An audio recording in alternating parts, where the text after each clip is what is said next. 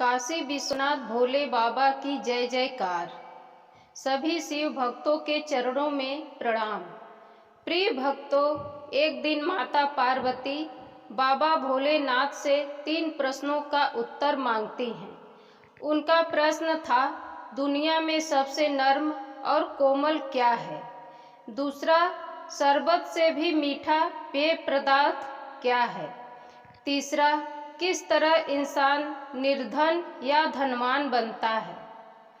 इन प्रश्नों का उत्तर भोलेनाथ शिव जी ने क्या दिया, आइए कथा को सुनते हैं। इससे पहले सभी भक्तजनों से विनम्र निवेदन करूंगी, अगर आप चैनल पर नए हैं तो चैनल को सब्सक्राइब कर लें। भक्तों, इस वीडियो को प्रेम, श्रद्धा और भक्ति भाव से देखेंगे तो आपको तरक्की और अपार सुख का मिलना तय है। शिव महापुराण में सूक्त जी ने 16वें अध्याय में कहा है, शिव महापुराण को सुनने, बाँचने और समाज में साझा करने से मनुष्य जन्मों जन्म के पापों से मुक्त हो जाता है और सुखी जीवन बिताकर शिवधाम को जाता है। भक्तों, अब कथा का शुभारंभ करती हूँ। एक बार भगवान शिव शंकर और माता पार्वती मृत्यु लोक का भ्रमण करने निकले। नंदी पर बैठे भोलेनाथ और माता पार्वती के स्वरूप की वर्णन करने की ताकत मेरी बाणी में नहीं है।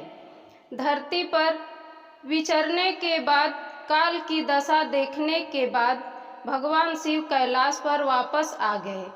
कैलाश पर आने के बाद माता पार्वती ने कहा, हे प्राणनाथ, मेरे हृदय में 3 प्रश्न कौतूहल मचा रहे हैं।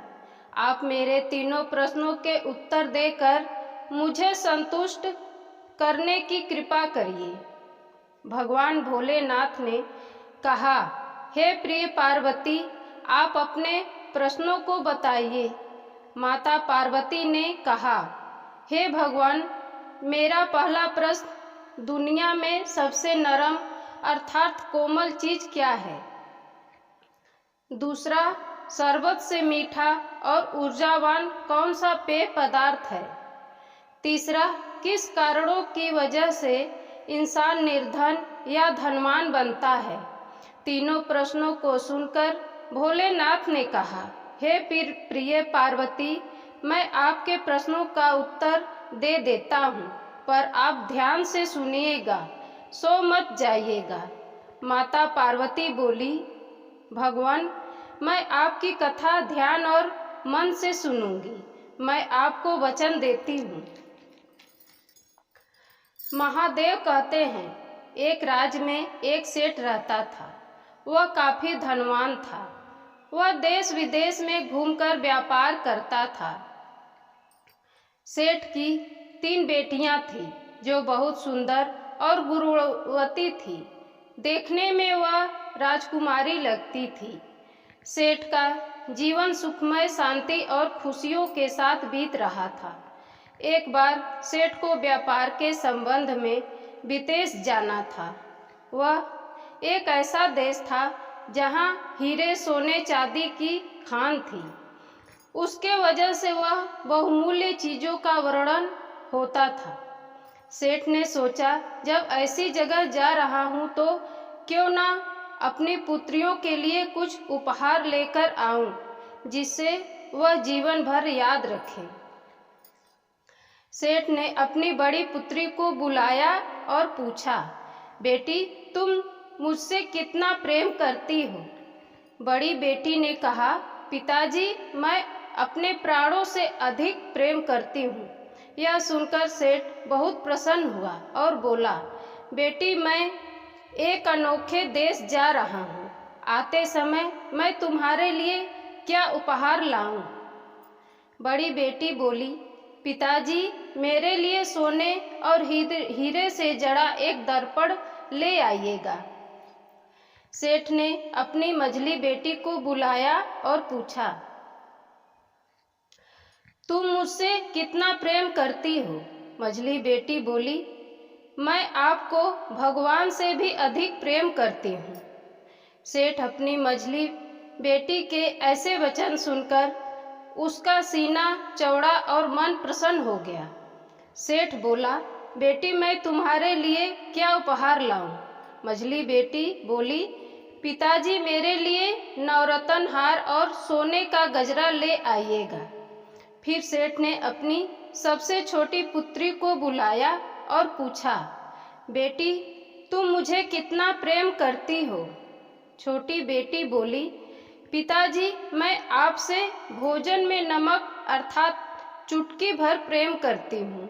अपनी पुत्री की यह बात सुनकर और अपनी नमक से तुलना देखकर सेठ को बहुत गुस्सा आया और सेठ बोला, मैं तो तुम्हें कुछ उपहार लाने की सोच रहा था, लेकिन तुमने अपने वचन से सब बेकार कर दिया। तुम अपनी बड़ी बहनों से कुछ सीखो। अब मैं तुम्हारे लिए कोई उपहार नहीं लाऊंगा। तुम मेरी नज़रों से दूर हो जाओ और अपनी बड़ी बहनों से कुछ गुण सीखो, ताकि तुम्हारी शादी होने पर हमारी नाक कटने से बची रहे। छोटी बेटी बड़े ही विनम्र भाव से कहती है, पिताजी मुझे कुछ नहीं चाहिए, मैं तो बस यही चाहती हूँ आपका व्यापार अच्छा हो, आप बहुत सारा धन कमाकर सुरक्षित वापस जल्दी से आ जाइए। क्रोध से भरा सेठ जी ने कुछ भी नहीं सोचा और विदेश चला गया। वहाँ पर सभी कार्यों के संपन्न करने के बाद वापस आया और बड़ी बेटी को सोने और हीरो से जड़ा दर्पण लाया और मझली बेटी को नवरत्न हार और सोने का गजरा उपहार में दिया। दोनों बेटियां उपहार पाकर बहुत प्रसन्न थी। वहीं पास में छोटी बेटी अपनी दोनों बहनों को प्रसन्न देखकर उनसे भी ज़्यादा प्रसन्न थी। उसे उपहार ना मिलने और पिता के ऐसे कटु व्यवहार का तनिक गम न था। वह अपने कार्यों में लगी हुई थी।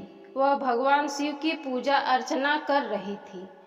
तभी सेठ ने उसे चिढ़ाने के लिए बोला, देखा, मुझे नमक के बराबर प्रेम करने का नतीजा, मैंने तुम्हें कुछ नहीं दिया और भविष्य में भी मैं तुम्हें कुछ नहीं देने वाला हूँ। छोटी बेटी ने कहा, पिताजी आपको जैसा उचित लगे आप वही करना। मेरे लिए तो आप सकुशल वापस आ गए, वही सबसे बड़ा उपहार है। कुछ सालों का समय बीतता है और एक दिन उस राज्य का राजकुमार राज्य भ्रमण करने निकला। गर्मी की दोपहरिया थी। राजकुमार को प्यास लगी और वह सेठ के घर आ पहुंचा। सेठ ने राजकुमार को जलपान कराया, यथाशक्ति सेवा की। वही सेठ की तीनों पुत्रियां भी राजकुमार बड़े गौर से देखकर बोला, सेठ जी महाराज यानी मेरे पिताजी इस राज्य की योग्य वधू की तलाश कर रहे हैं। आप अपनी छोटी पुत्री की शादी मुझसे करके महाराज के समधी बन जाइए। सेठ यह सुनकर थोड़ा सोचकर बोला, राजकुमार मेरी दो बड़ी पुत्री कुंवारी हैं। मैं चाहता हूँ आप मेरी बड़ी पुत्री से शादी कर लें। राजकुमार बोला, इसके लिए मुझे महाराज से बात करनी होगी। अगर आपकी बड़ी पुत्री सुयोग्य लगी तो ठीक है, पर इसके लिए आपको बड़ी पुत्री को मेरे साथ भेजना होगा। मैं आपकी पुत्री को सही सलामत वापस कर जाऊंगा। सेठ और सेठानी बड़ी पुत्री को राजकुमार को सौंप दिया। राजकुमार अपने महल पहुंचा। वहां बड़ी पुत्री को बहुत ही सुकोमल और नरम बिस्तर पर बिठाया और दासियां सेवा में जुट गई और कुछ विशेष फलों और मेवों से बना शरबत पीने को दिया गया। उसके बाद राजकुमार वहां आ गया और उसने बड़ी पुत्री से दो प्रश्न किया। पहला, हे सेठ पुत्री, आपने इतने सुकोमल नरम आरामदायक बिस्तर पर शयन किया है या बैठी हो? दूसरा, आज से पहले आपने कभी इतना मीठा, स्वादिष्ट और ऊर्जावान शरबत पिया है? कुछ देर चुप रहने के बाद सेठ पुत्री बोली, नहीं, मैंने अपने पूरे जीवन काल में इतना कोमल और नरम बिस्तर पर बैठी हूँ और ना ही इतना स्वादिष्ट और मीठा शरबत कभी पिया है। यह सुनकर राजकुमार बोला, हे सेठ पुत्री, तुम परीक्षा में विफल रही। चलिए आपको आपके पिता को सौंप दूं। राजकुमार सेठ के घर जाता है, बड़ी पुत्री को सौंप देता है।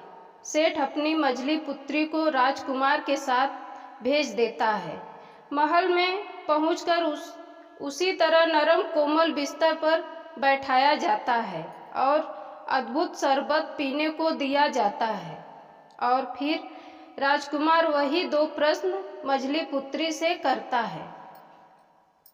उसका भी उत्तर वही था कि ना तो उसने कभी इतना मीठा शरबत पिया है और ना तो इतना नरम और कोमल बिस्तर पर कभी बैठी है। राजकुमार बोला, हे देवी, आप भी परीक्षा में विफल, आप भी मेरी पत्नी और राज्य की वधू नहीं बन सकती। चलिए आपको आपके पिता के पास छोड़ दूं। राजकुमार मझली पुत्री को सौंपने के बाद सेठ से बोला, सेठ जी, अब नियम के अनुसार आप अपने छोटी पुत्री को मेरे साथ जाने की आज्ञा दीजिए। इनको भी परीक्षा देनी पड़ेगी। सेठ ना चाहते हुए, नाक मुंह सिकोड़ते हुए अपनी छोटी पुत्री को राजकुमार को सौंपा। छोटी पुत्री भगवान शिव शंकर को प्रणाम करके राजकुमार के साथ महल में पहुंची। उसके साथ भी सारी चीजें वही हुई और राजकुमार ने अपने 2 प्रश्न किए। क्या आज से पहले आपने कभी इतने सुकोमल और नरम बिस्तर पर बैठी हैं? क्या आज से पहले कभी इतना मीठा और स्वादिष्ट शरबत आपने पिया है? सेठ की छोटी पुत्री ने हाँ में जवाब दिया। राजकुमार और दूर बैठे महाराज अचंभित थे। राजकुमार बोला, आपने इतना सुकोमल और नरम बिस्तर पर कहाँ बैठी हो? सेठ की छोटी पुत्री ने कहा, इस बिस्तर से ज्यादा मुलायम, नरम और कोमल मेरी माता जी की गोद है, जिसमें मैंने बचपन से ही शयन और खेला है। यह उत्तर सुन के राजा साहब और राजकुमार अति प्रसन्न थे। राजकुमार बोला, इतना मीठा और ऊर्जादायक शरबत आपने कहाँ पिया है? सेठ पुत्री बोली, वह शरबत आज मेरी शरीर में लहू बनकर दौड़ता मेरी माता जी का दूध, जिसे मैंने बचपन में बहुत पिया है। माता के दूध से मीठा और ऊर्जावान कोई शरबत हो ही नहीं सकता। सटीक उत्तर पाकर राजा साहब पूर्ण रूप से अस्वस्थ थे कि जैसी वधू हमें चाहिए वह सेठ की छोटी पुत्री के रूप में हमें मिल चुकी है। एक अच्छा मुहूर्त में राजकुमार की शादी हो जाती है। अब सेठ की छोटी पुत्री महारानी बन चुकी थी। कुछ समय बाद राजकुमार ने सेठ को दावत पर बुलाया और छोटी पुत्री ने स्वयं अपने हाथों से पिता के लिए 56 भोग बनाया और सेठ के आते ही आदर के साथ उन्हें भोजन कक्ष में बिठाया गया और 56 भोग सेठ के सामने परोस दिया गया। सेठ भोजन करने लगा, तब उसका मुंह देखने लायक था। वह एक एक कर सभी पकवान चखता और अजीब सा मुंह बनाता और उसे जूठा छोड़कर दूसरा पकवान चखने लगता। कोई भी पकवान उससे खाया नहीं जा रहा था। धीरे धीरे उसके मुख पर क्रोध के भाव उभरने लगे और गुस्सा होकर तेज आवाज में बोला, महाराज, अगर आपको तीखा, फीका और बेस्वाद भोजन ही करना था तो मुझे क्यों बुलाया? राजकुमार बोला, पिताजी, यह भोजन खास आपके लिए आपकी छोटी पुत्री ने अपने हाथों से बनाया है। क्या कहा? यह छोटकी ने बनाया है। इतना बोलकर सेठ छोटी बेटी की तरफ घूमा। छोटी बेटी ने विनम्र भाव से कहा, जी पिताजी, मैंने यह भोजन विशेष रूप से आपके लिए बनाया है। इसमें तरह तरह के मसाले, मेवे और शुद्ध देसी घी और मक्खन से बनाया है। सेठ बोला, यह सब तो ठीक है बेटी, पर यह बताओ इसमें चुटकी भर नमक कौन डालेगा? जब इतना सब डाल दिया तो नमक क्यों नहीं? बिना नमक के भोजन की गुणवत्ता और स्वाद कुछ भी नहीं होता, वह तो कूड़े के समान होता है। छोटी पुत्री ने कहा, पिताजी, यही तो समझने वाली बात है। आज से बरसों पहले आपने मुझसे पूछा था, बेटी तुम मुझसे कितना प्रेम करती हो? तो मैंने कहा था, चुटकी भर नमक के बराबर। उसके बाद आपने मेरा तिरस्कार और अपमान किया था, जिसे मैं शब्दों में नहीं बता सकती, और आप मेरी बातों को समझ ही नहीं सके कि मैं क्या कहना चाहती हूँ। आप तो झूठी प्रशंसा में खुश थे और आपने मुझे अपने आशीर्वाद से वंचित रखा। मैं तो यही कहना चाहती थी, मेवे, घी, मसाले बिना चुटकी भर नमक से फीके रहते हैं। अर्थात पिता के बिना बच्चों का पूरा जीवन दुष्कर्म और कठिन होता है। सेठ इस तरह की बुद्धिमानी वाली बातें सुनकर सेठ की आंखों से आंसू टपकने लगते हैं। उसे एहसास हो गया कि उसने अपनी बुद्धिमती और गुणवती बेटी को बहुत कष्ट दिया है, और पश्चाताप के भाव से भर गया और दोनों हाथों को जोड़कर बोला, आप तो साक्षात माँ दुर्गा की तरह शक्तिशाली, सर्व गुणों से परिपूर्ण हो। क्या आप अपने अभागे और अवगुण से भरे पिता को क्षमा करोगी? आज मैं आपको आशीर्वाद देता हूँ, आप जुग जुग जियो और आपका सुहाग अमर रहे। भगवान आप जैसी पुत्री हर घर में दे। आज मैं सीना चौड़ा करके कहता हूँ, इतनी गुणवती और सुयोग्य पुत्री का मैं पिता हूँ। भगवान शिव की कथा सुनकर माता पार्वती की आंखों में भावुकता के आंसू छलक गए और बोली, प्रभु, मुझे मेरे 2 प्रश्नों के उत्तर मिल गए, पर अभी एक प्रश्न रह गया। इंसान किस तरह धनवान और निर्धन होता है? भगवान भोलेनाथ बोले, हे देवी, आप ध्यान से सुनो। सेठ की पहली 2 पुत्रियों ने जैसी मनसा रखी, उसी के अनुरूप उनको धन की प्राप्ति हुई। उन दोनों का प्रेम दिखावे और अज्ञानता का था। यही कारण था कि माता की नरम गोद और जीवनदायिनी माता का दूध के कर्ज को भूल गई। इसी कारण से वह राजकुमार के दोनों प्रश्नों का उत्तर नहीं दे पाई और छोटी बेटी ने भक्ति और जीवन के सादगी का मार्ग चुना। इसी से राज्य की महारानी बनी। अर्थात जो मनुष्य अपने माता पिता का सच्चा आदर और सेवा करता है, वह कभी निराश नहीं होता। ऐसे लोग जिस कार्य को करते हैं वह सोना बन जाता है, और जो मनुष्य माता पिता को कष्ट देता, नकारात्मक सोच, स्त्रियों पर गंदी नज़र रखता है और समाज में जितने निषेध कार्य हैं उसको करता है, वह कभी सुखी नहीं रहता और जीवन भर निर्धन रहता है। यह कथा सुनकर माता पार्वती बोली, हे प्रभु, आपकी यह कथा सुनकर संसार लाभवंती हुआ होगा। हर हर महादेव।